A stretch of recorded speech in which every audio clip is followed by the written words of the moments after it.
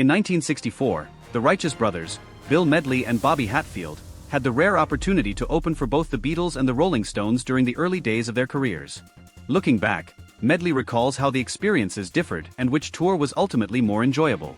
During an interview with Billboard, Medley, now 84, was asked which tour was more fun. Laughing, he responded, "You're trying to get me in trouble," before admitting that the answer was pretty simple. The Beatles' first US tour in August and September of 1964 was a phenomenon. The kids were just screaming and crying, yelling out, "John, John, Ringo." Medley recalled, "A lot of times when we were on, they'd be clapping and screaming, 'We want the Beatles.'"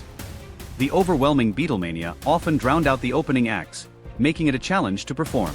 In contrast, the Rolling Stones were still rising stars when the Righteous Brothers toured with them in October and November of that same year.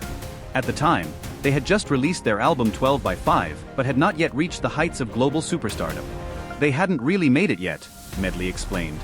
"I think the next weekend after we worked with them, they became huge." Because their fanbase was still growing, the concerts had a more balanced energy, making the experience more musical and, in Medley's opinion, more fun. Still, he acknowledged that touring with the Beatles was historically significant. Their 1964 North American tour included 32 performances, and just 2 years later, they stopped touring entirely due to the overwhelming fan hysteria and poor sound conditions that made it difficult to hear themselves play.